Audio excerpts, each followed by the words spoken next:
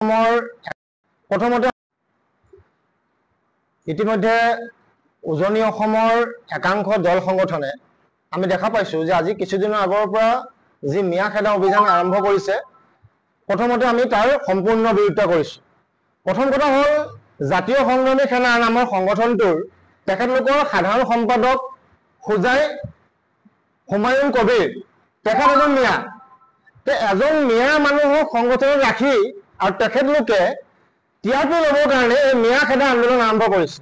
আমি তেখেতলোকক স্পষ্টভাৱে আমি এটা কথা ক'ব বিচাৰিছো আমচু খিলঞ্জীয়াই যে আপোনালোকে প্ৰথমতে বহিৰাগত বনীয়া যিসকল আছে মাৰোৱাৰী বিহাৰী বেংগলী যিসকলে অসমখন গ্ৰাস কৰিছে চহৰবিলাকৰ ডাঙৰ ডাঙৰ সম্পত্তিবিলাক ক্ৰয় কৰি পেলাই গোটেই ব্যৱসায়টো তেখেতলোকৰ হাতত লৈছে। তেখেতলোকক প্ৰথমতে আপোনালোকে অসম তথা ভাৰতৰ পৰা খেদাৰ ব্যৱস্থা কৰক যদি আপোনালোকৰ দম আছে। তেতিয়া আমি উজনি অসমৰ পৰা মিয়া খেদা আন্দোলনটো আমচু খিলঞ্জীয়া সম্পূৰ্ণৰূপে দায়িত্ব লৈ পেলাই আমি একে ৰাতিৰ ভিতৰত গোটেই মিয়াখিনি খেদিবলৈ আমি প্ৰস্তুত আছো আৰু বাধ্য হ'ম, আমি খেদিম। ইয়াত আমি দেখা পাইছো যে অসমত আমি কোনোদিনে দেখা নাই যে মিয়া স্কুল আছে। ইয়াত আমি দেখা পাইছো যে ইয়াতে হিন্দী স্কুল আছে, বেংগলী স্কুল আছে, ইয়াত ধৰ্মশালা আছে। সেইবিলাকতো আমি বিৰোধিতা কৰা নাই। এতিয়া NRCৰ পৰা বাদ পৰা 19 লাখ যি বাংলাদেশী লোক আছিলে 19 লাখৰ ভিতৰত 16 লাখে হিন্দু বঙালী আছিলে। তেওঁলোকে সেইবিলাক বিচাৰিছে নাই? সেইবিলাক নাই বিচৰা। আমি ইয়াতে এটা কথা স্পষ্ট হৈছো যে ধৰ্মীয় দৃষ্টিৰে চাই পেলাই একাংশ সংগঠনে এটা 26ৰ আগত এটা এনেকুৱা এটা পৰিস্থিতি সৃষ্টি কৰিব লৈছে যিটো পৰিস্থিতিৰ দ্বাৰা অসমখন অশান্ত হ'ব। কিন্তু আমচু খিলঞ্জীয়াৰ স্পষ্ট কথা আমি কোনো পৰ্যায়ত কেতিয়াও আমি অসমখন অশান্তি কৰিবলৈ আমি নিদিওঁ। আৰু যিসকল লোকে মিয়া খেদাৰ অভিযান আৰম্ভ কৰিছে আমি তেখেতলোকক সকীয়াই দিছো যে আপোনালোকে মিয়া খেদা আন্দোলন বন্ধ কৰক।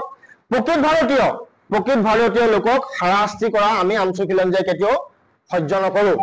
ইয়াতে আমি ইতিমধ্যে গম পাইছো যে আৰক্ষী প্ৰশাসনে বিভিন্ন সময়ত যিসকল লোক ভাড়াঘৰত আছে এই ভাড়াঘৰৰ মালিকসকলৰ লগত আলোচনা কৰি যিসকল লোক তাতে ভাড়াত আছে তেখেতলোকৰ সম্পূৰ্ণ নথি পৰীক্ষা কৰিছে। তাৰপিছত সংগঠন যোৱাৰ অধিকাৰ ক'ত পালে? আৰু সংগঠনক মই সুধিছো যিসকল একাংশ সংগঠন ভাড়া গৈ মিয়া খেদাৰ অভিযান আৰম্ভ কৰিছে তেওঁলোকক অধিকাৰ কোনে দিলে? তেওঁলোকে ভাড়াঘৰত গৈ পেলাই মিয়া বিচাৰি অভিযান চলাবলৈ অধিকাৰ কোনে দিলে?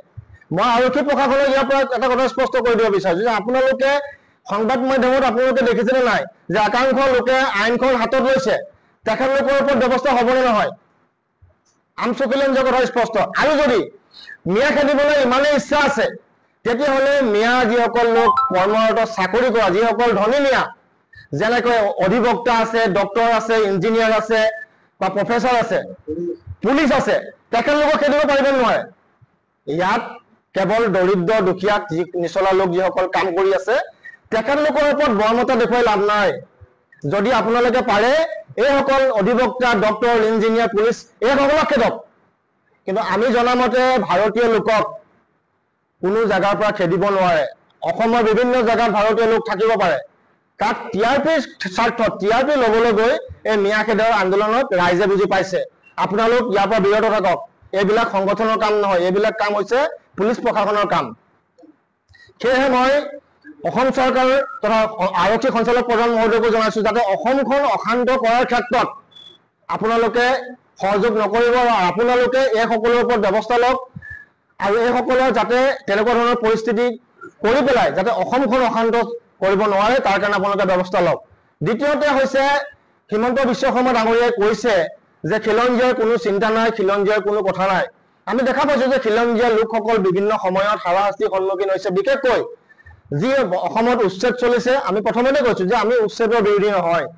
ইয়াত আমাৰ খিলঞ্জীয়া লোকসকলক উচ্ছেদ কৰা আমাৰ পৰিলক্ষিত হৈছে লখিমপুৰকে আদি কৰি অসমৰ বিভিন্ন জেগাত যে খিলঞ্জীয়া লোকসকলক উচ্ছেদ কৰিছে আৰু বৰ্তমান সময়তো জাননী প্ৰেৰণ কৰা আমাৰ পৰিলক্ষিত হৈছে। সেয়েহে আমি আমচু খিলঞ্জীয়া দাবী জনাইছো যিসকল লোক এই উচ্ছেদত খিলঞ্জীয়া লোকসকল পৰিছে তেখেতলোকক অনতি বিলম্বে ক্ষতিপূৰণ তথা মাটি প্ৰদানৰ ক্ষেত্ৰত প্ৰথমতে ভূমিকা পালন কৰক আৰু তেখেতলোকক মাটি প্ৰদান কৰাৰ প্ৰচেষ্টা হাতত লওক।